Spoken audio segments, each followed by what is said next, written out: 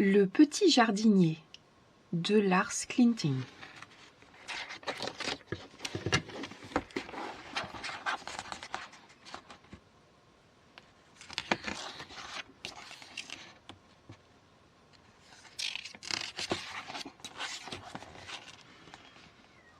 En regardant sur le rebord de sa fenêtre, Castor s'aperçoit que sa plante est fanée. « Il faut absolument que je la remplace. »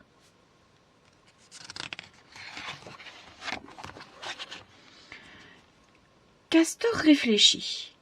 Quel genre de fleur va-t-il mettre à la place? Peut-être un myosotis bleu ou un pétunia blanc? Encore que les roses soient belles aussi. Mais qu'est-ce qui roule sur le plancher tout à coup?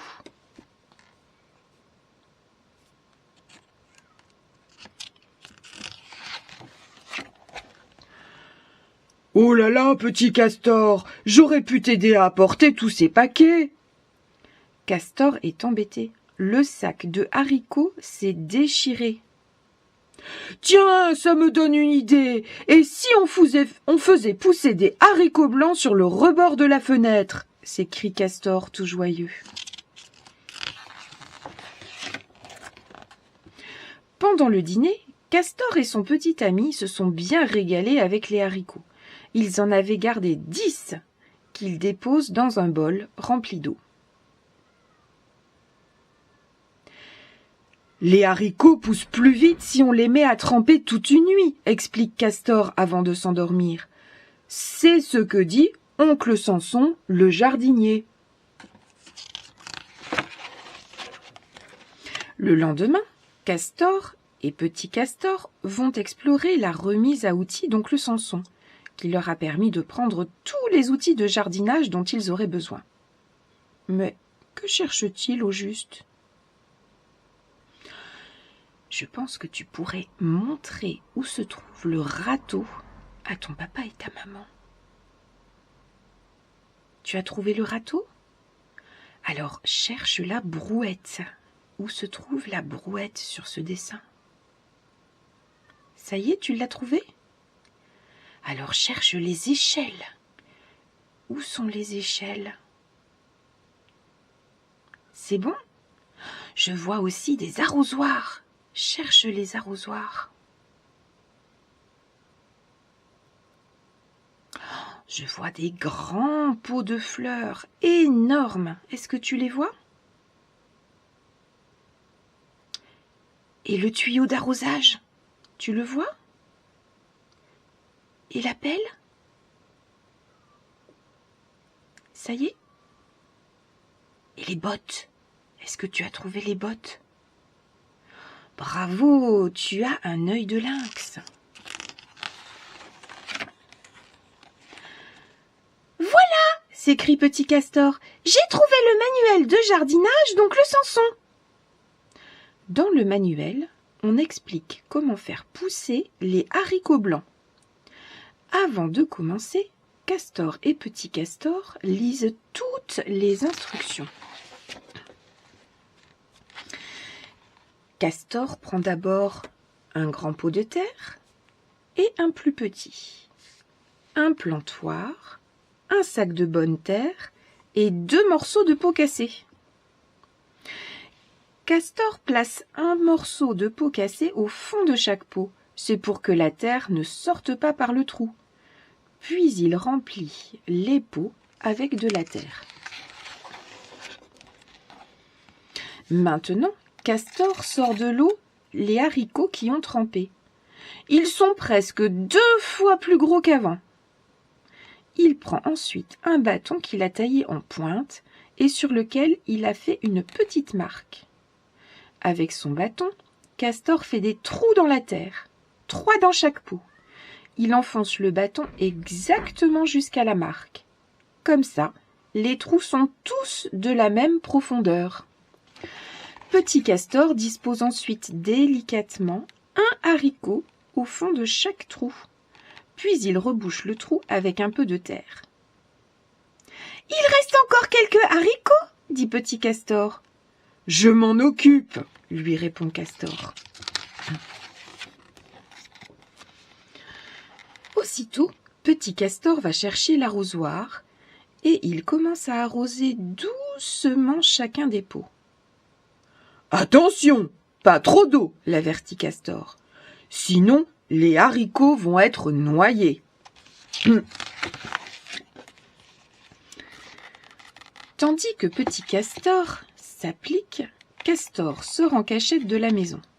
Il plante les haricots restants dans la plate-bande le long du mur, là où il fait bien chaud au soleil. « Quand on fait pousser des plantes, il faut de la patience », avait prévenu oncle Samson. C'est vrai, un haricot, on ne peut pas lui dire de se presser. Tout ce qu'on peut faire, c'est l'arroser de temps en temps et attendre. Quand même, c'est fou ce qu'il faut comme patience, pense Petit Castor. Cela fait presque une semaine qu'on a planté nos haricots et toujours rien. Mais un matin... Castor, ils sont là, ils sont sortis. Tous les haricots de Petit Castor ont germé. Dans le pot de Castor, il n'en est sorti que 2. Tiens, cherche combien ça fait 3 haricots de Petit Castor et 2 haricots de Grand Castor. Ça y est, tu as trouvé? Oui, 5, très bien. 3 et encore 2, ça fait 5. Vite, Petit Castor. Vite, Castor va chercher des bâtons de bambou. Il les enfonce dans les pots jusqu'au fond, en faisant bien attention à ne pas arracher les racines. Comme ça, en grandissant, les haricots grimperont le long des tiges. Les 2 amis n'oublient pas d'arroser chaque jour leurs haricots qui grandissent. Regardez voir ça.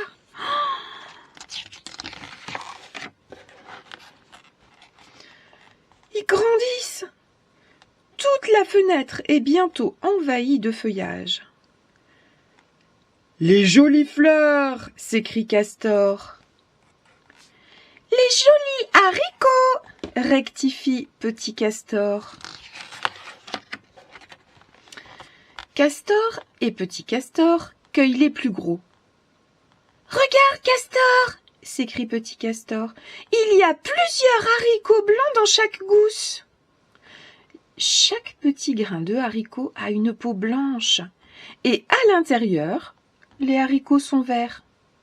Avant de les faire cuire, Castor et Petit Castor écossent et décortiquent les haricots. C'est un peu délicat de retirer la peau blanche. Ensuite, ils mettent les haricots quelques minutes dans l'eau bouillante salée. Puis ils s'en servent une assiette chacun. « Attends, ils vont être meilleurs comme ça !» dit Castor en ajoutant une noix de beurre sur les haricots chauds. «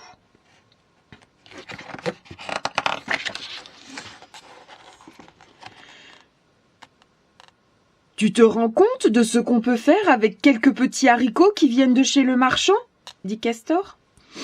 « Une belle plante à la fenêtre pendant tout l'été et un vrai repas de fête. Dis-moi, Petit Castor, as-tu vu la plate-bande dehors ? » « Oh, mais ce sont des haricots! Comment est-ce possible ?» Eh bien, devine, dit Castor l'air malicieux. Demain, nous mangerons encore des haricots de notre jardin. Qu'est-ce que tu en dis ? Miam ! Répond Petit Castor ravi.